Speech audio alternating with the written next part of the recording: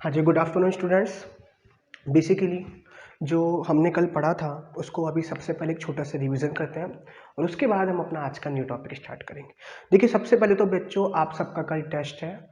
Timings मैं आपको बता दूंगा। आज मैथ्स के लेक्चर नहीं मिल पाएगा क्योंकि डाटा थोड़ा प्रॉब्लम कर रहा है मेरा इंटरनेट। दूसरी चीज़, कल आपको साइंस की वीडियो नहीं मिलेगी, बस मैथ्स की मिलेगी क्योंकि कल आपका टेस्ट है। आज जहाँ तक भी हो पाएगा वहाँ तक आपका टेस्ट होगा, तो प्लीज़ तैयार रहिएगा। ऑनलाइन टेस्ट होगा, सीरीज हो सकती है, ठीक है। तो सबको वो देना कंपलसरी है, टाइम लिमिट उसमें ऑलरेडी मेंशन होगी।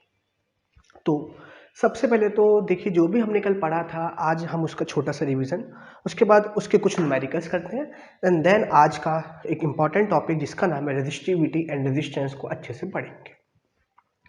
देखिए, सबसे पहले तो हमने कल क्या पढ़ा था? Ohm's law. क्या पढ़ा था? सबको पता है क्या पढ़ाया था? At a constant temperature the current flowing through any conductor is directly proportional to the potential difference. ठीक है, कांस्टेंट टेम्परेचर पे किसी भी कंडक्टर पे जो करंट फ्लो हो रहा है वो डायरेक्टली प्रोपोर्शनल होगा आपका पोटेंशियल डिफरेंस पे। जितना ज़्यादा पोटेंशियल डिफरेंस उतना ज़्यादा करंट। और यहाँ से आपका एक कांस्टेंट ऐड होता है आर, जिसका नाम था रेजिस्टेंस, जिसकी यूनिट थी ओम, OHM। सिंबल था ओमेगा।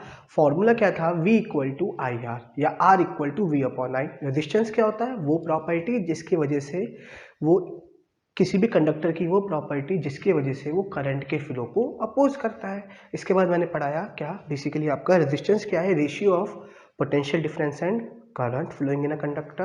दूसरा मैंने आपको बताया graph between V and I, straight line आता है। फिर पढ़ा गुड कंडक्टर, इंसुलेटर और रेजिस्टेंस। ठीक है, ये हमने पढ़ा था कल। तो आज सबसे पहले तो देखिए, जो हमारे पास फॉर्मूला है ओम्स लॉ। बेटा, अगर ओम्स लॉ में आपका ये लिखा है V is directly proportional to I, तो गलत हो जाएगा। क्या हो जाएगा? गलत। ओम्स लॉ की कंडीशन क्या है? At constant temperature V equal to I R. ये पूरा प्रॉपर तरीके से ओम्स लॉ है जब तक आर नहीं आया। अगर आपने केवल इसको लिखा तो ये गलत हो जाएगा। ओम्स लॉ प्रॉपर यही कहलाएगा, V equal to I R. ठीक है, तो ये ही ओम्स लॉ है हमारा। कभी आप लोग कुछ भी टिक कर दे या कुछ भी क्वेश्चन आए तो Ohm's law is this, V equal to I. तो बेसिकली जो मेरे पास फॉर्मूला है ओम्स लॉ का, वो क्या है? ओम्स लॉ से क्या आया? V equal to I R, where V is the potential difference, I is the current flowing in a conductor and R is the resistance. तो आज हमें इन्हीं पे न्यूमेरिकल्स करने हैं। तो देखिए, सबसे पहला न्यूमेरिकल आ रहा है आपके सामने। देखिए, मैं इसके 3 न्यूमेरिकल कराऊंगा और फिर आप लोगों को करने के लिए देंगे।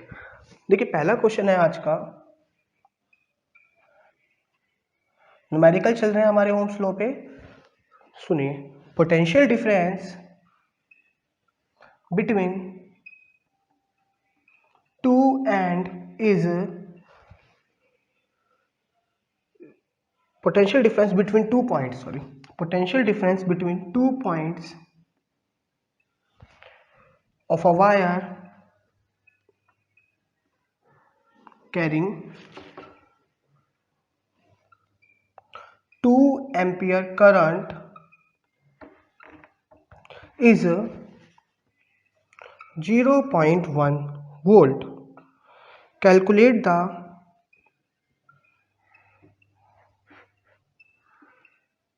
resistance. आपके पास क्वेश्चन है कि किसी भी सर्किट में 2 पॉइंट के बीच का जो पोटेंशियल डिफरेंस है वो दे रखा है 0.1 वोल्ट और करंट दे रखा है आपको 2 एम्पियर। तो आपको क्या फाइंड करना है? उसका रेजिस्टेंस, कि जिस भी कंडक्टर में वो फ्लो हो रहा है उसका क्या रेजिस्टेंस होगा। So we know that formula is V equal to I R. Basic formula, इसे ही याद करेंगे सब। From this what is the value of V? 0.1, तो 0.1 वोल्ट। नहीं आ रहा है? पॉज करके समझिए, करिए खुद, फिर मेरे से पूछिए, वरना देखिए। What is the current? That is 2। What is the R? You have to find. तो from this R is equal to 0.1 upon 2 and यहाँ से आप लोग सॉल्व कर सकते हैं और सबको क्लियर हो जाएगा कि कितनी वैल्यू आएगी। ये आएगी आपकी 0.05 ओम। तो जिस भी कंडक्टर में ये फ्लो हो रहा है आपका, उसका रेजिस्टेंस कितना होगा, 0.05 ohm. So this is the first numerical, okay, on Ohm's law. V equal to I R. Basically Ohm's law किस किस के बीच में रिलेशन देता है, potential difference, current and resistance. तो यही है आपका पहला न्यूमेरिकल आज का। अब आते हैं अगले न्यूमेरिकल पे, ठीक है। नहीं आया तो पूछिए मेरे से, 3 न्यूमेरिकल कराऊंगा, फिर रेजिस्टिविटी पे आएंगे सीधा आज हम, ओके। देखिए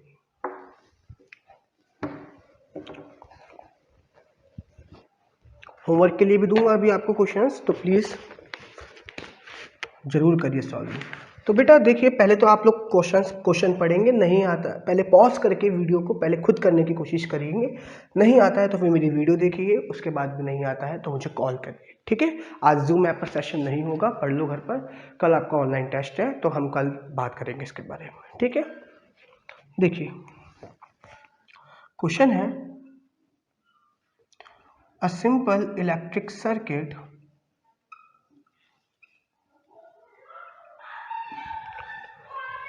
has a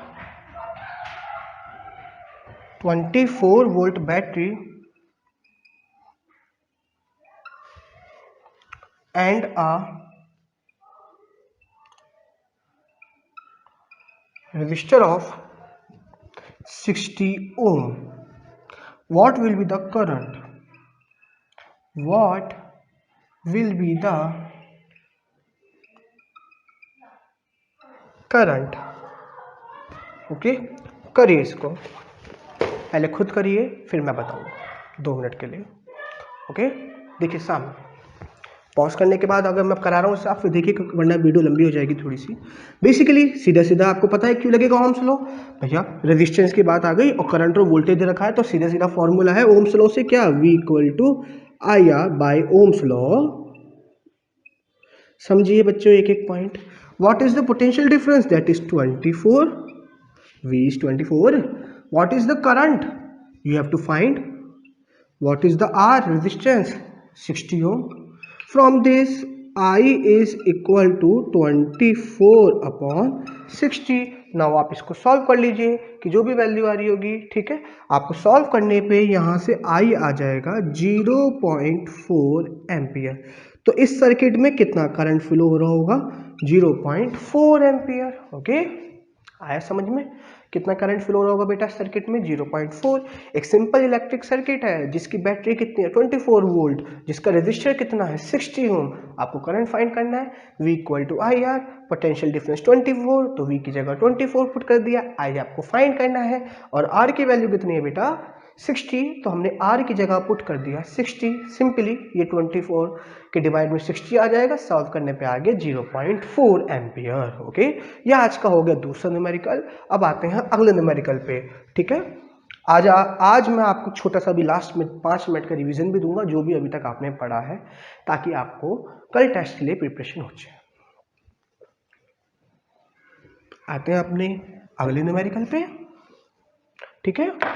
देखिए ये अब हम थोड़ा अच्छा सा न्यूमेरिकल लेंगे। क्वेश्चन है, an electric iron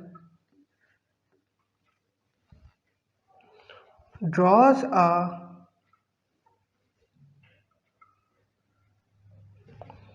current of 3.4 ampere from the 220 volt supply line. What current will this electric iron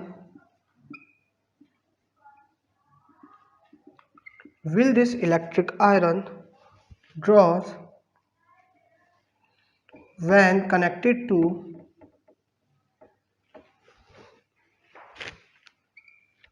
110 volt supply? 110 volt supply, ये लास्ट न्यूमेरिकल है, फिर हम अगली क्लास पे आएंगे आज के। बच्चों देखो, एक तो सिंपल ये न्यूमेरिकल में भी आ सकता है 2 नंबर के, और आपका ये एमसीक्यू में भी आ सकता है। हमने ओम्स लॉ के अकॉर्डिंग क्या पढ़ा था कि जो करंट है वो डायरेक्टली प्रोपोर्शनल है पोटेंशियल डिफरेंस के। अगर पोटेंशियल डिफरेंस को हम 2 टाइम्स बढ़ा देंगे तो करंट भी 2 टाइम्स इंक्रीज हो जाएगा। पोटेंशियल डिफरेंस को अगर हम हाफ कर देंगे तो करंट भी हाफ हो जाएगा। सीधा सीधा बोल रखा है कि पहले पोटेंशियल डिफरेंस कितना था 220 वोल्ट, तो करंट कितना था 3.4 एम्पियर। अगर आप पोटेंशियल डिफरेंस 110 वोल्ट कर देंगे तो इस करंट भी क्या हो जाएगा, इसका आधा हो जाएगा 1.7। कैसे? जब we know that I is directly proportional to V, सही बात।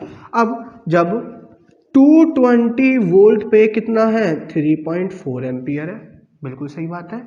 तो जब इसका आधा कर देंगे, दोनों तरफ 2 से डिवाइड कर देंगे, तो ये हो जाएगा 110, ये हो जाएगा 1.7 एम्पियर।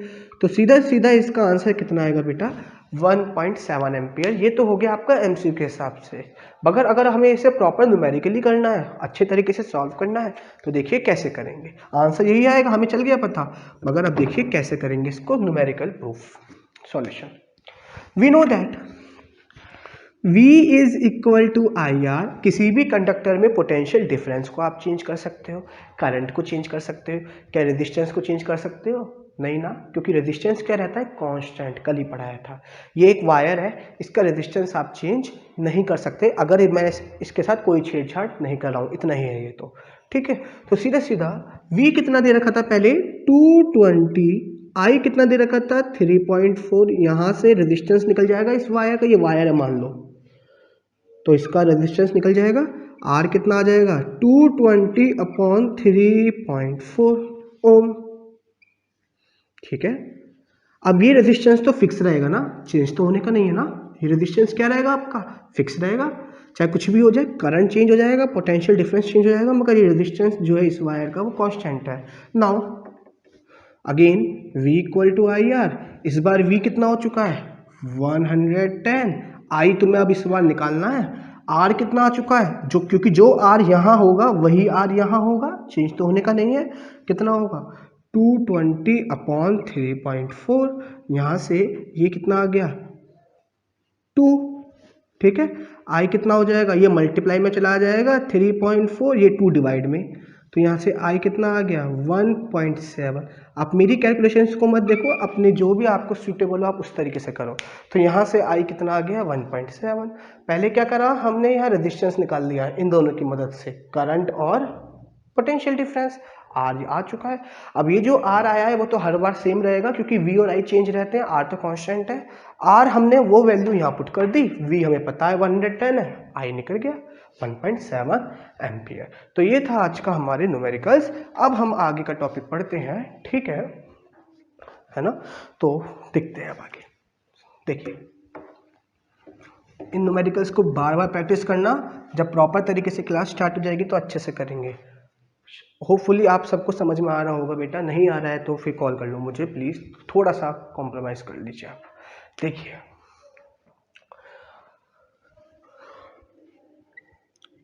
सबसे पहले तो मैं जस्ट टॉपिक बताऊंगा, रेजिस्टेंस को बहुत अच्छे से पढ़ेंगे, सुनिएगा मेरी बात अच्छे से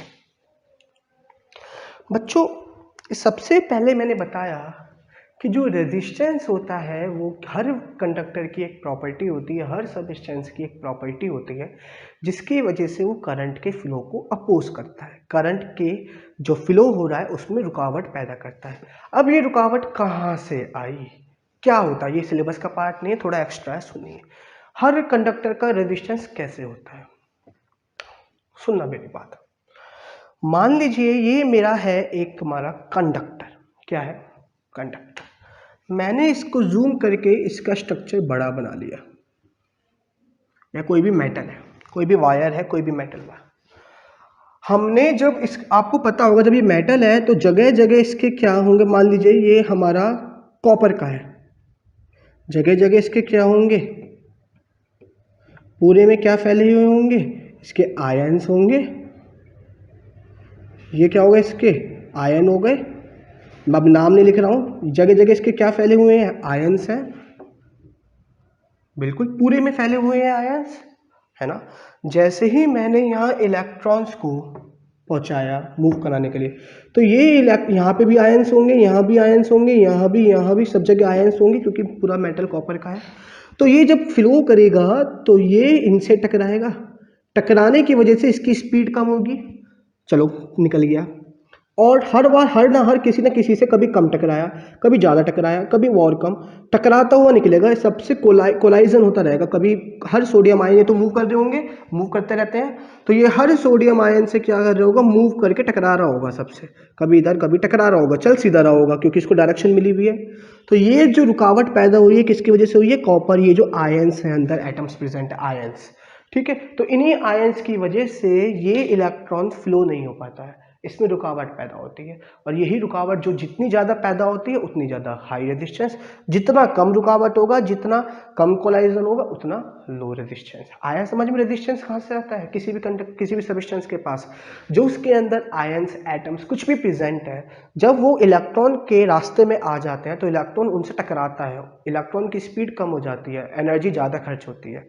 फॉर एग्जाम्पल मैं चल रहा हूँ, अब मेरे सामने क्या आ जाए, बहुत सारी रुकावट आ जाए, कोई चीज़ मेरे से यहाँ टकरा गई, कोई यहाँ से टकरा दी है, तो ऑटोमेटिकली सब मेरे से कोलाइजन हो रहा है। मैं चल तो रहा हूँ सीधा, कोलाइजन हो रहा है। तो इस वजह से मेरे में, जैसे आपने देखा होगा, एक पहले गेम होता था, टीवी चैनल पे आता था कि उसमें वो फुटबॉल को लेके एक रास्ता जा रहा होता था, उस पर चलना होता था और साइड से उस पर बॉल मारते थे।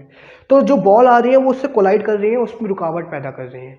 सेम काम यहाँ इलेक्ट्रॉन फ्लो तो हो रहा है चार्ज लेके, मगर ये रुकावट पैदा कर रहे हैं, जो ये आयन्स है टकरा रहे हैं बार बार इससे, जिससे उसकी एनर्जी बहुत ज़्यादा यूज़ हो रही है और ऑटोमेटिकली करंट क्या हो रहा है, थोड़ा स्लो रेट से फ्लो हो रहा है और करंट हो जाता है कम। तो रेजिस्टेंस का मतलब क्या है, जो रुकावट पैदा हो रही है आयंस की मदद से, ठीक है। तो ये तो हो गया मेरा रेजिस्टेंस। रेजिस्टेंस को जो यूनिट होती है वो होती है ओम, बिल्कुल सही बात है, ठीक है। आया समझ में? फॉर्मूला क्या होता है इसका, बेसिकली जो अभी हमने पढ़ा है ओम्स लॉ से, V/I रेशियो होता है। 1 ओम मैं बता चुका हूँ, 1 ओम क्या होता है, 1 वोल्ट पर 1 एम्पियर, ये भी हम पढ़ा चुके हैं कल आपको। अब पढ़ेंगे, ये मैंने बता दिया है क्या होता है, रुकावट जो आपकी due to ions present in conductor, और किसी भी चीज़ में जिसमें बहुत ज़्यादा आयंस होंगे, बहुत ज़्यादा टकराहट हो रहा होगा, उसमें रेजिस्टेंस बहुत हाई होगा, करंट इजीली फ्लो नहीं हो सकता। अब अगला जो टॉपिक आता है, फैक्टर्स अफेक्टिंग रेजिस्टेंस। ये जो रेजिस्टेंस है, वैल्यू तो कांस्टेंट होती है, तब भी ये किसी फैक्टर्स पे डिपेंड करता है। जैसे हमारा जो एक्सेलरेशन ड्यू टू ग्रेविटी होता है 9.8, वो किस पे डिपेंड करता है, हाइट पे है कांस्टेंट वैल्यू 9.8 इस जगह पर, मगर जैसे हम ऊपर जाएंगे वैल्यू कम हो जाएगी। रीजन क्योंकि वो डिपेंड करता है डिस्टेंस के ऊपर। सेम काम से जो हमारा रेजिस्टेंस है वो कुछ फैक्टर्स पे डिपेंड करता है। सबसे पहला जो फैक्टर है वो है length of a conductor. Length of a, सुनते रहिए मेरी बात बेटा, जो रेजिस्टेंस होता है किसी भी कंडक्टर का, वो उसके डायरेक्टली प्रोपोर्शनल होता है लेंथ पे। एग्जाम्पल के तौर पे, ये मेरे पास एक वायर है जिसकी लेंथ है L, इसमें रेजिस्टेंस कितना आ गया R, मान लीजिए। अगर मैंने इस लेंथ को डबल कर दिया, लेंथ पहले L थी, अब क्या कर दी 2L, तो इसका रेजिस्टेंस भी कितना हो जाएगा 2R। मतलब रेजिस्टेंस जितने ज़्यादा मैं लेंथ बढ़ाऊंगा उतने ही ज़्यादा उसका रेजिस्टेंस भी इंक्रीज होता चला जाएगा। तो resistance is directly proportional to the length of its conductor. जिस भी कंडक्टर के रेजिस्टेंस की बात कर रहे हैं उसका रेजिस्टेंस उसकी खुद की लेंथ पे डिपेंड करता है। तो इसका मतलब अगर कोई वायर बहुत छोटा है तो उसमें रेजिस्टेंस क्या होगा, बहुत कम होगा, और अगर कोई वायर बहुत बड़ा है तो उसका रेजिस्टेंस क्या होगा, बहुत ज़्यादा होगा। ये तो बेसिकली जो रेजिस्टेंस है वो किस पे डिपेंड करता है, length of a sorry video pause हो गई थी गलती से, लेंथ ऑफ अ कंडक्टर पे। तो यहाँ पर हम लोग क्या बोलेंगे कि छोटा वायर है तो लेंथ कम होगी, बड़ा वायर है तो लेंथ ज़्यादा होगी, ठीक है। तो पहला फैक्टर क्या है, लेंथ ऑफ अ कंडक्टर। क्यों? क्योंकि यहाँ से अब मान लीजिए इलेक्ट्रॉन यहाँ से यहाँ फ्लो हो रहा है, तो डेफिनेटली यहाँ जब रास्ता भी छोटा है तो रुकावटें भी कम होंगी, मगर जब रास्ता बड़ा हो गया तो रुकावट उतनी ही ज़्यादा इंक्रीज हो जाएगी, क्योंकि जितने ज़्यादा लंबा वायर उतने ज़्यादा आयंस प्रेजेंट होंगे उसमें। तो डेफिनेटली हमारा कह सकते हैं कि जो रेजिस्टेंस है वो लेंथ ऑफ अ कंडक्टर पे डिपेंड करता है। पहला आया समझ में बेटा? रेजिस्टेंस से क्लियर करते हैं क्योंकि थोड़ा प्रॉब्लम हो रही है वीडियोस में आज बनाने में, ठीक है। फ़ोन प्रॉब्लम कर रहा है, थोड़ा हैंग हो रहा है, सॉरी, इसको भी मैं क्लीन करता हूँ। तो आगे देखिए दूसरा फैक्टर, दूसरा जो डिपेंड करता है वो करता है एरिया ऑफ क्रॉस सेक्शन। तो मैं बता चुका हूं आपको बेसिकली क्या, कि लेंथ अगर डबल हो गई तो रेजिस्टेंस भी डबल हो जाएगा, ठीक है, क्योंकि डायरेक्टली प्रोपोर्शनल है। बात करते हैं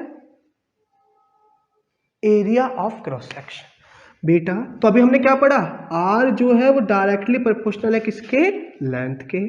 दूसरा है आर जो होता है वो इनवर्सली प्रोपोर्शनल होता है एरिया ऑफ क्रॉस सेक्शन। उसमें डायरेक्टली था लेंथ के, उसमें क्या था, इनवर्सली। फॉर एग्जाम्पल के तौर पे अगर मैं बात करता हूँ, जैसे ये मेरे पास एक वायर है मान लीजिए, ठीक है, अगर मैं केवल इतनी सी की बात करूं तो इसमें रेजिस्टेंस कम होगा, बढ़ा दूं तो रेजिस्टेंस ज़्यादा हो गया। अब दूसरा आता है एरिया, जितना पतला वायर, ये पतला वायर है ना, उतना ज़्यादा रेजिस्टेंस, यानी जो रेजिस्टेंस है वो इन्वर्सली प्रोपोर्शनल है एरिया के। अभी ये वायर थोड़ा पतला है तो इसका रेजिस्टेंस क्या होगा, ज़्यादा। मैंने इसको डबल करके ट्रिपल कर दिया, अब ये वायर हो गया है मोटा। अगर इनको मिला के एक वायर बना दूं तो इसका रेजिस्टेंस हो जाएगा बहुत कम। तो सिमिलरली तो सेम मैं यही कहना चाह रहा था कि जो रेजिस्टेंस है वो इन्वर्सली प्रोपोर्शनल है एरिया का। फॉर एग्जाम्पल ये मेरे पास एक वायर है जिसका area of cross section A है और रेजिस्टेंस क्या मान लिया, आर। अगर मैंने इसका एरिया आधा कर दिया, मान लीजिए इसका 10 था ये एरिया ऑफ क्रॉस सेक्शन, अब मैंने इसका कर दिया 5 यानी आधा। तो जब आधा करा तो 2 टाइम्स, जब 2 टाइम्स डिवाइड करा तो वो 2 टाइम्स रेजिस्टेंस का क्या हो जाएगा, इंक्रीज हो जाएगा। इन्वर्सली का मतलब होता है कि एक घटेगा तो उतने टाइम्स बढ़ेगा। इसको 2 टाइम्स कम करा, a/2 कर दिया तो रेजिस्टेंस 2 टाइम्स बढ़ गया। उसमें क्या था, 2 टाइम्स बढ़ेगा तो ये भी 2 टाइम्स बढ़ेगा तो ये भी 2 टाइम्स हो जाएगा। इसमें क्या करा है, अगर मैं एरिया को बढ़ा दूं, जैसे मान लो मैंने ए से कर दिया इसका 2a, क्या कर दिया 2a, तो रेजिस्टेंस हो जाएगा R/2। आया समझ में, एरिया बढ़ाया तो रेजिस्टेंस कम, जितना बढ़ाऊंगा उतने ही टाइम्स कम, एरिया कम करा तो जितने टाइम्स कम करा रेजिस्टेंस उतने ही टाइम्स बढ़ जाएगा। तो दूसरा फैक्टर क्या होता है कि जो रेजिस्टेंस है वो इन्वर्सली प्रोपोर्शनल है एरिया ऑफ क्रॉस सेक्शन के, ठीक है, पहला लेंथ के, दूसरा किसी भी कंडक्टर का जो एरिया ऑफ क्रॉस रेजिस्टेंस है वो एरिया ऑफ क्रॉस सेक्शन पे कम होगा, डिपेंड करेगा इन्वर्सली। तो इट मीन्स जो थिक वायर होगा उसका रेजिस्टेंस कम होगा और जो थिन वायर होगा उसका रेजिस्टेंस ज़्यादा होगा। थिक वायर का रेजिस्टेंस कम होगा और थिन वायर का रेजिस्टेंस ज़्यादा होगा क्योंकि इन्वर्सली प्रोपोर्शनल है। तो करंट किस में इजीली फ्लो हो जाएगा, थिक वायर में, थिन वायर में, थिक वायर में, क्योंकि रेजिस्टेंस कम है। क्यों कम है, क्योंकि स्पेस ज़्यादा हो जाता है। और दूसरी, जब हमारे घरों में जो सप्लाई लाइन आती है बाहर से, वो वायर भी क्या होते हैं, मोटे मोटे होते हैं ताकि करंट इजीली फ्लो हो सके, ठीक है, यहाँ तक समझ में आया। आगे देखिए, अब बात करते हैं तीसरे फैक्टर पे जिसपे आपका रेजिस्टेंस डिपेंड करता है। तीसरा फैक्टर जिस पे रेजिस्टेंस डिपेंड करता है वो है टेम्परेचर। ओम्स लॉ पे मैंने कांस्टेंट टेम्परेचर बोला था, वो समझिए क्यों बोला था। तो तीसरा फैक्टर जो मैं बताने वाला हूँ आपको वो है आपका बेसिकली क्या, टेम्परेचर, ठीक है। इसको आराम से पढ़ेंगे। जैसे जैसे मैं टेम्परेचर को इंक्रीज करूँगा तो रेजिस्टेंस भी क्या होगा, इंक्रीज। मगर हम इसको डायरेक्टली प्रोपोर्शनल नहीं बोलेंगे क्योंकि जितने टाइम्स टेम्परेचर इंक्रीज करूंगा उतने ही टाइम्स रेजिस्टेंस नहीं बढ़ेगा। डायरेक्टली प्रोपोर्शनल का मतलब होता है कि जितने टाइम्स मैं उसको बढ़ाऊंगा उतने ही टाइम्स वो भी हो जाएगा। जैसे लेंथ में, अगर मैं लेंथ को डबल करूंगा तो रेजिस्टेंस भी डबल, मगर यहाँ टेम्परेचर को डबल करूंगा तो रेजिस्टेंस डबल नहीं होने का है, बढ़ेगा, वो बात सही है, मगर डायरेक्टली प्रोपोर्शनल नहीं है। तो थर्ड किस पे डिपेंड करता है, टेम्परेचर पे। फॉर एग्जांपल आपने देखा होगा गर्मियों में वो वायर जल्दी मेल्ट हो जाते हैं, क्यों, क्योंकि टेम्परेचर बढ़ने से रेजिस्टेंस मेल्ट कह रहा हूँ, हाँ मेल्ट हो जाते हैं, क्यों, क्योंकि टेम्परेचर बढ़ने से क्या होता है, रेजिस्टेंस बढ़ जाता है। रुकावट बढ़ जाती है। जब रुकावट ज़्यादा बढ़ गई तो करंट फ्लो तो हो चुका है मगर उसको रास्ता नहीं मिल रहा है, तो वो हीट निकालेगा अपने बाहर से, और जब हीट निकलेगी तो वो वायर क्या हो जाता है, मेल्ट हो जाता है, पिघल जाता है हीट से। इसी वजह से गर्मियों में लाइट बहुत ज़्यादा भागती है, लोड बढ़ जाता है। मैं रिपीट कर रहा हूँ, मान लीजिए ये मेरा वायर है, इसका मैंने टेम्परेचर इंक्रीज कर दिया, तो जो इलेक्ट्रॉन फ्लो करेगा अब वो फ्लो नहीं हो पा रहा क्योंकि रुकावट ज़्यादा हो गई है टेम्परेचर बढ़ने से, तो उसके आसपास क्या निकलेगी, जहाँ जहाँ ये फ्लो करेगा, हीटिंग इफेक्ट। कल पढ़ाया था मैंने आपको कॉन्फ्रेंस पे। तो ये हीट की वजह से वायर क्या हो जाएगा, मेल्ट हो जाएगा, तभी तो हमारे शॉर्ट सर्किट होते हैं। ठीक है, तो बेसिकली टेम्परेचर पे डिपेंड करता है रेजिस्टेंस, क्या कि जैसे जैसे टेम्परेचर बढ़ाएंगे रेजिस्टेंस इंक्रीज होता चला जाता है वायर का। ठीक है, तो तीनों फैक्टर पढ़े हैं, अभी एक फैक्टर और पढ़े हैं। ठीक है, आगे सुन लीजिए। ठीक है, सुनिए। तो पहला लेंथ पे, दूसरा एरिया ऑफ क्रॉस सेक्शन पे, एंड तीसरा किस पे डिपेंड करता है, आपका टेम्परेचर पे। ओके, अब यहां से सुनते हैं, ये इंपॉर्टेंट टॉपिक चल रहे हैं, इसे सुनिए। फोर्थ फैक्टर है नेचर ऑफ मटेरियल। बच्चों एग्जाम्पल के तौर पे मेरे पास ये है मेरा एल लेंथ का कॉपर वायर। कैसा वायर, जिसका एरिया ऑफ क्रॉस सेक्शन कितना है, ए। वहीं दूसरी जगह मेरे पास सेम लेंथ का, जितनी लेंथ का कॉपर वायर था उतनी ही लेंथ का, उतना ही मोटा थिक जितना कॉपर वायर था, दूसरा वायर है जिसका नाम है नाइक्रोम, जो हमारे आयरन होती है घरों में, प्रेस जो हम करते हैं उसमें लगा रहता है नीचे की तरफ अलाइनमेंट हीटर का। ठीक है, कोई दिक्कत। तो हमने ये देखा कि जो नाइक्रोम का वायर है, सेम लेंथ का, सेम एरिया का कॉपर जितना, उसके अंदर जो रेजिस्टेंस पाया गया वो कॉपर से 60 टाइम्स ज़्यादा पाया गया। अगर इसका रेजिस्टेंस R है तो इसका कितना होगा, 60R। आप सोचो, सेम लेंथ का, सेम एरिया का cross section, area of cross section है, उसके बाद भी जो नेचर, जो मटेरियल का, जो कॉपर का रेजिस्टेंस था उससे 60 टाइम्स ज़्यादा नाइक्रोम का है। इट मीन्स कि जो रेजिस्टेंस है वो आपका नेचर ऑफ मटेरियल पे भी डिपेंड करता है कि अलग अलग मटेरियल का अलग अलग रेजिस्टेंस होता है। किसी का, वो तो आपको सबको पता है, हर किसी का रेजिस्टेंस एक सा नहीं होता। कंडक्टर का बहुत कम होता है, रेजिस्टेंस का बहुत ज़्यादा होता है। ये ना, ये कंडक्टर है, ये रेजिस्टर है, और इंसुलेटर का इन्फिनिटी होता है। तो ये 4 फैक्टर आपको मुझे पढ़ाने थे। पहला कि जो था वो लेंथ पे डिपेंड करता है, दूसरा कि एरिया ऑफ क्रॉस सेक्शन पे डिपेंड करता है, और तीसरा आपका डिपेंड करता है बेटा किस पे, नेचर ऑफ मटेरियल पे, और फोर्थ टेम्परेचर पे। तो हमने ये रेजिस्टेंस पूरा अच्छे से पढ़ लिया है, होपफुली आपको समझ में आ गया होगा। अब जो भी पढ़ा है बेटा इतना ही करते हैं, क्योंकि वीडियो बहुत दिक्कत कर रही है, बार बार पॉज हो रही है, बंद हो रहा है फ़ोन मेरा, या पता नहीं जो भी प्रॉब्लम है, देखता हूँ अभी। ठीक, अभी ध्यान से सुनेंगे। कल एक तो आपका टेस्ट है, यहाँ तक का रेजिस्टेंस तक का पूरा, उसे अच्छे से पढ़ लें। और जूम ऐप पे मीटिंग नहीं है आज, कल आपको साइंस की वीडियो नहीं मिलेगी, केवल मैथ्स की वीडियो मिलेगी, क्योंकि आपका टेस्ट है आज, मैथ्स की वीडियो नहीं मिलेगी। एंड प्लीज़ जिसको समझ में नहीं आ रहा है पूछ लो मेरे से, कल टेस्ट है। जो भी आपके न्यूमेरिकल्स आ रहे हैं बच्चों, उसको मुझे आप मार करके भेजिए। हम बहुत जल्दी एक वीडियो बनाने वाले हैं जिसमें केवल आपके डाउट्स होंगे, 10 से 20 क्वेश्चंस। ठीक है, चलिए, थैंक यू।